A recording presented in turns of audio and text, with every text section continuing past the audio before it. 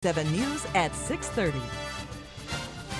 A bar fight in South Bend tumbled out into the street late last night and ended with multiple arrests, a stabbing down the street, and a suspect still on the loose at this hour. Good evening, everybody. I'm Marissa Keniston. ABC 57's Megan Schiller joins us live from the bar where police say it all started on North Portage Avenue. So, Megan, do police believe these incidents are all related?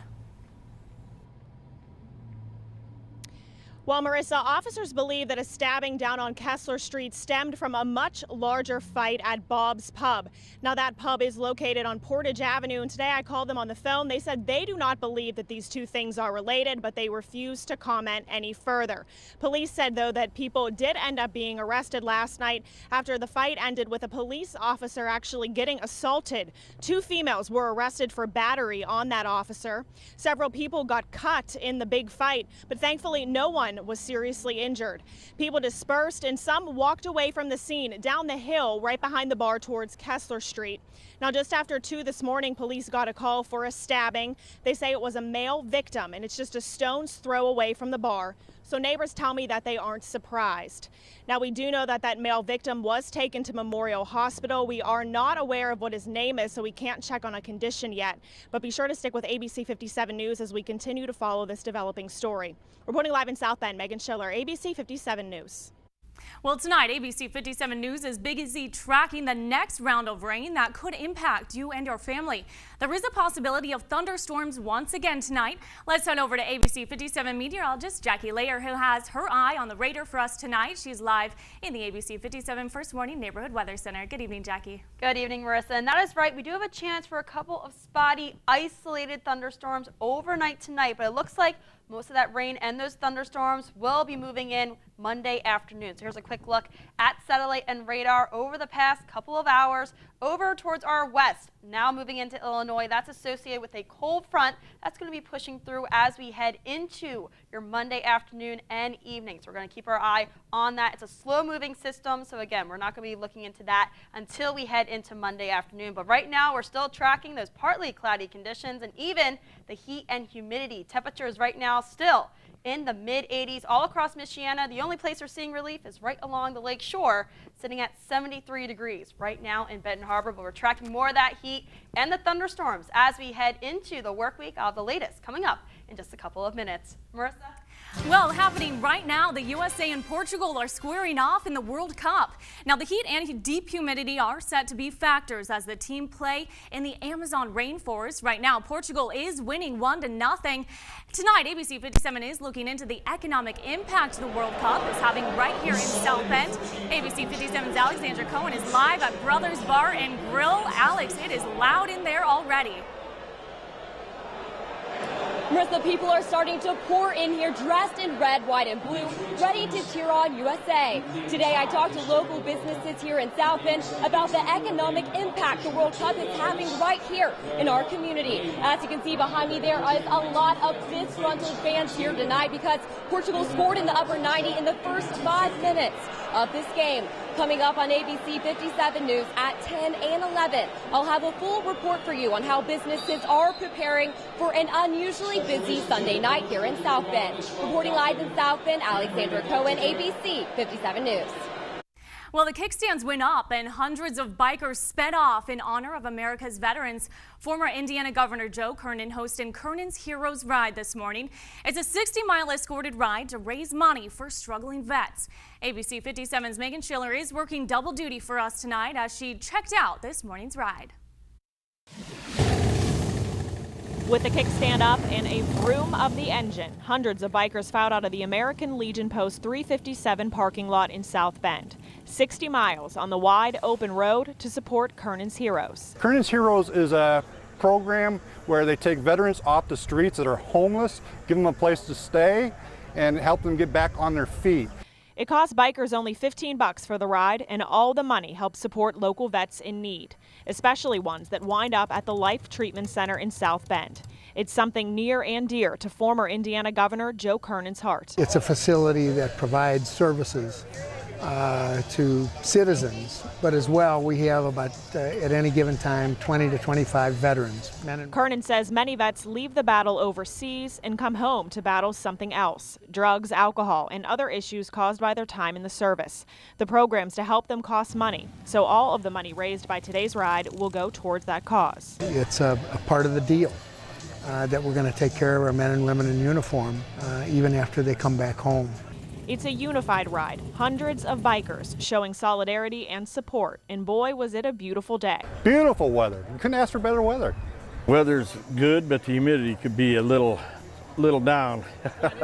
And even Governor Kernan suited up, American flag bandana and all. Well, I'm going to ride on the back today. I'm not driving, but it's been a while since I've been on a bike. Reporting from South Bend, Megan Schiller, ABC 57 News. Well, just coming into the ABC 57 newsroom tonight, we're learning of a deadly boat collision in Illinois. 2 people are dead after a boat slammed into a barge Friday night. The bodies of the 2 boaters were pulled out of the water yesterday morning. The search for 2 or possibly 3 more victims continued this morning. Police towed a 19-foot boat with damage out of the water. They say around 11 o'clock Friday night, the boat collided head-on with a barge. We're looking at it as there's 5 people on board until we can prove otherwise. Now, both bodies found in the water had no life jackets. One of the victims was the boat's owner, who was still missing tonight. And also just coming into the newsroom, an Indianapolis police district captain has been arrested. Police say District Captain Mark Rice was arrested on suspicion of operating a vehicle while intoxicated on Saturday. Rice has been placed on administrative duty pending an internal investigation. Police say Rice was off duty and using a personal vehicle at the time of the arrest. Rice is now the 6th IMPD officer arrested on drunken driving charges since August of last year and the 3rd since January. The thunderstorms we saw yesterday in Michiana were much weaker than those in Illinois. Take a look at this storm damage in Lake County. An 80-year-old tree was no match for the 70 to 80 mile-per-hour winds. Part of the tree came crashing down on one man's roof, leaving heavy rain pouring into his home. It's some water leaking. Back of the house is torn apart a little bit, but nothing we can't fix. Right now we have a lot of trees down, wires down. The homeowner was unable to survey the damage last night because power lines fell on his backyard, which may have been live. Nearby roads were also closed due to downed power lines and trees. Well, that wasn't the only problem those in Illinois saw. Last night, there was even rain coming down inside O'Hare Airport. An Instagram video shows how the drenching rain actually flooded part of the arrivals area. There were also some flights delayed from those thunderstorms. We were 2 planes from taking off when the storm came in, so we sat on the tarmac for 2 hours. Then they brought us back to the gate, took us off, we sat there another hour, and then they said the flight's cancelled. We did check in with South Bend International Airport tonight. So far, there are no delays on planes coming in or leaving South Bend.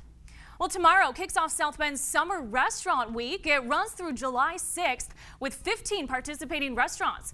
Each will offer either a multiple course meal for $33 a person or dinner for 2 for $33. About 10% of the cost of each meal will be donated to Memorial Children's Hospital. Some participating restaurants include Cafe Navarre, Fiddler's Hearth, and LaSalle Grill. Well, today was another bad day in Iraq as they try to defend themselves from terrorists. Tonight, what U.S. President Barack Obama must now decide to do or not do. Plus, My first thought was, how in the world did you get out here? tonight, ABC 57 has new information on a couple stranded at sea for 14 hours, how they were safely rescued. And a 4-year-old boy is being called a hero tonight, what he did that not only saved his family, but those in his apartment building.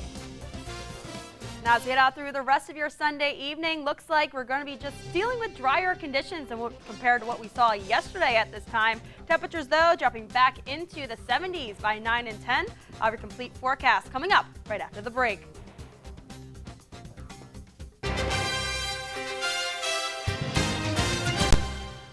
Humid day across Michiana. Do you think it'll stay that way? Well, it actually will. As we head into our Monday, the mugginess, that will continue into Monday morning. And then going to be tracking the threat of those thunderstorms as we head into your Monday afternoon. So have your umbrella ready. Here's a quick look at our ABC 57 First Warning live Doppler radar. Thankfully, We're not tracking anything in the way of any thunderstorms right now, and it looks like that will continue as we head into our overnight into the early morning hours for our Monday until we finally see the threat of those thunderstorms back into the region as we head into Monday afternoon. But temperatures right now still hot and still humid, like Marissa just mentioned. 83 degrees right now in Goshen, 82 degrees right now in Warsaw, even 86 degrees right now in Rochester. And when you factor in that humidity, looks like this. Feels like it's actually 87 degrees right now in South Bend. Feels like it's 85 degrees in Knox, and even almost feels like it's 90 degrees in Rochester, and that heat will stick with us as we head into Monday.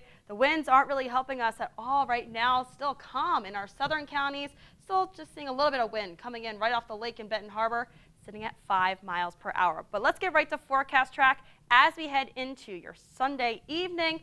Still saying a couple chances for a couple of spotty showers, but most of us will be remaining dry as we head out through the rest of your Sunday night and even as we head into your Monday morning. So Monday at 7 a.m. still going to be dealing with those partly cloudy conditions, but as we head into the afternoon hours, that's when we start to see those thunderstorms pop up, especially in our northern counties by noon, and then more of those thunderstorms will be popping up as we head into your Monday evening.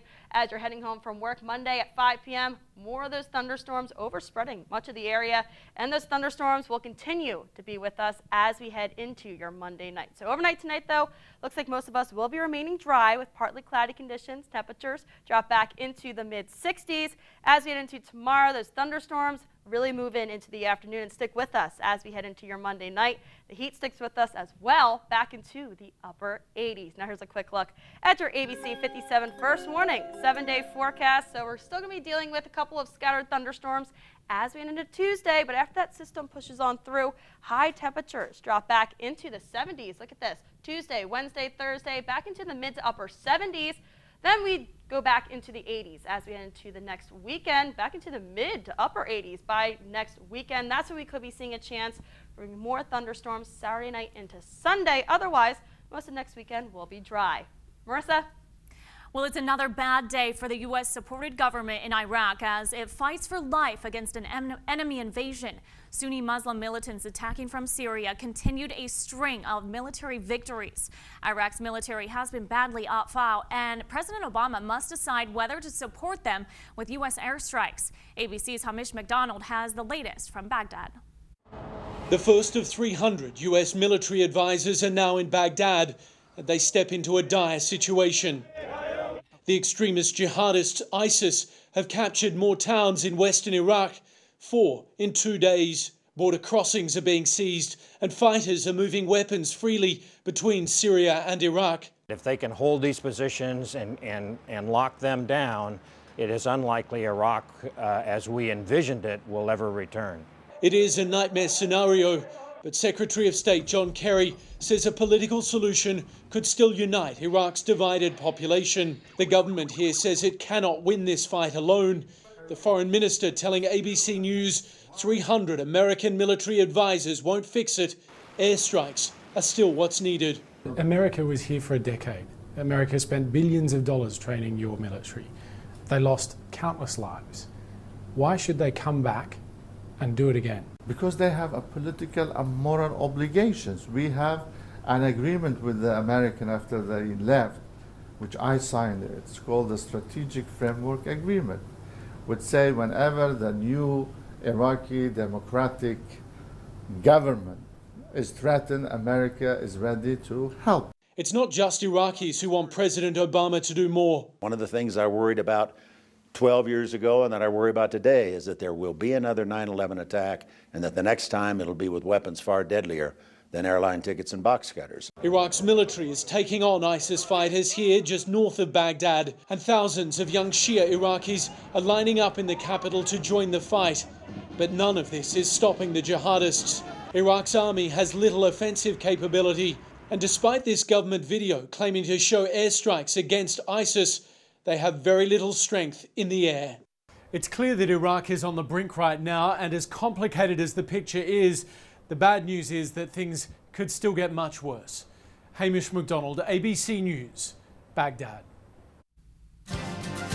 Well, tonight on ABC 57 is learning new information on a water rescue we first told you about last night at 10 o'clock. Sean McGovern and Melissa Morris's boat capsized in Florida, throwing them into the water. Their boat was still in gear and ended up driving away from them, so they tried swimming to shore but had no life jackets and no way to call for help. The current carried them nearly 75 miles north. After 14 hours in the Atlantic Ocean, they were finally spotted. It's hard enough to find fish, but two people floating out in the water was pretty strange. The closer we got, we realized, wow, this is really a true emergency. So kicked it into gear and got there and actually performed a rescue. The couple suffered some jellyfish stings and minor hypothermia, but are otherwise okay tonight. Tonight, a 4-year-old New York boy is being hailed a hero after waking up his parents and alerting them to a fire. Crews say the flames broke out around 5 o'clock yesterday. They say had it not been for the toddler, the damage could have been much worse. The mom says she suddenly woke up to the sound of her son yelling for help. The toddler says he heard a smoke detector from next door and knew something was wrong. I yelled and woke my brother up. The kid was a lifesaver. I mean, if it had gone on for a little bit longer, we don't really know what would have happened. Police arrived within minutes of the family calling for help. They say the next door neighbor fell asleep while cooking food on the stove. As for that toddler, he says he wasn't scared when he heard the smoke alarm. Firefighters are calling him a lifesaver for alerting his family. Well, tonight, a Luke Bryan concert is picking up national attention, but not for the music. Why 20 people were arrested last night at the concert. Plus, a U.S. women's soccer player also arrested. We'll tell you why and what her attorney is saying tonight. Wasn't these 20 people's kind of night last night when they were all arrested at Luke Bryan's concert in Pittsburgh. The city says people were publicly intoxicated and seen slumped over in the streets, as well as trash lining them. Now, this is deja vu for the Steel City, who saw a similar situation after last year's Kenny Chesney concert. So this year, the city handed out trash bags.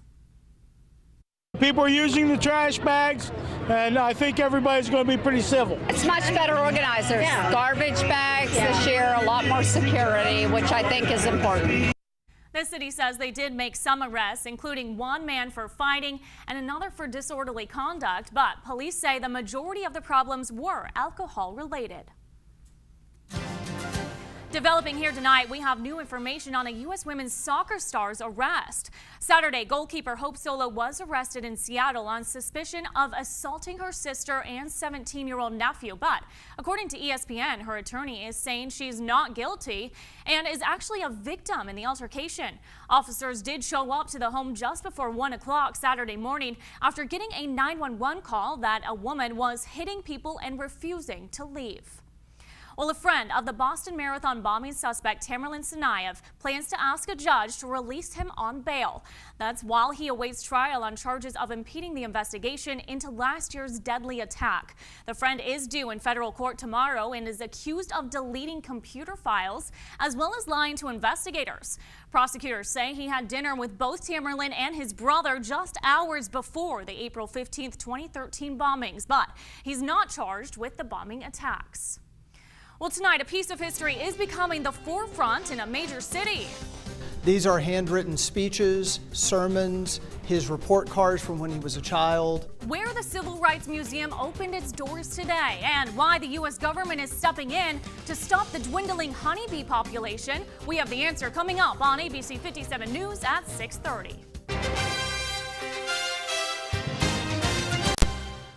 At a hard time in our country's history, the Atlanta Civil Rights Museum opened its doors with items displayed inside like belongings of Dr. Martin Luther King Jr.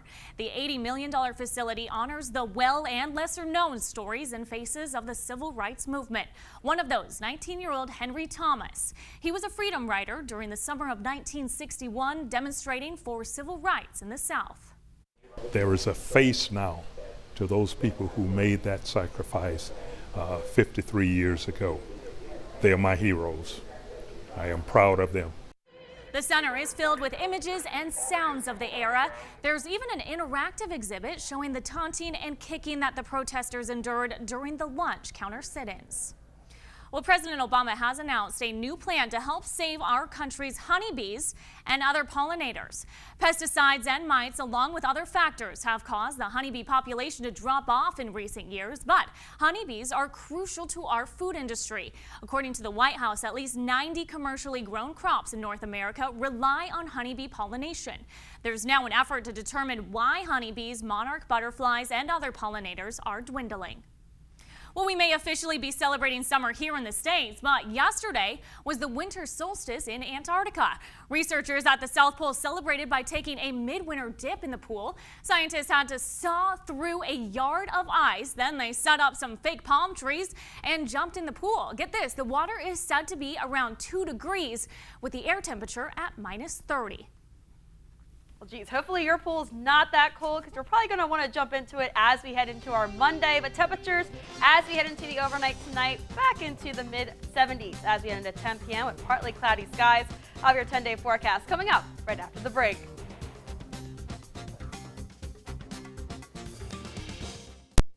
It's a new cutting-edge music competition, but it's got a twist.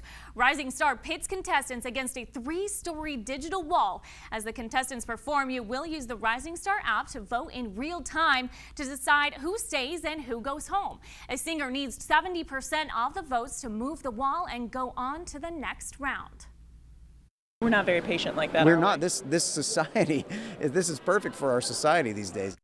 There will be several experts on tonight's show who will join host Josh Groban. Rising Star premieres tonight at 9 o'clock on ABC 57. Don't forget to download the app in your phone's app store to make sure you can vote for your favorite contestants. I think that's a perfect way to get involved in a show. Oh, exactly. Especially with social media and everything with that these days. This is definitely a good show to watch, and you can watch it here on ABC 57 at 9. I know we will be behind the scenes. But here's a quick look at the weather with the 7-day forecast. The heat remains here on Monday, 87 degrees for the high, but then we're going to be tracking those thunderstorms into the afternoon. Still some scattered thunderstorms lingering around on Tuesday. You see those high temperatures drop, though, back into the mid to upper 70s by the middle of the week. Then we return back into the mid to upper 80s as we end the next weekend. Still can't rule out a chance for a couple of thunderstorms Saturday night into Sunday. It does not look like a washout by any means for the next weekend. All right, thank you, Jackie, and thank you so much for joining us on ABC 57 News at 6:30. I'm Marissa Keniston. And I'm Jackie Layer. Have a great night.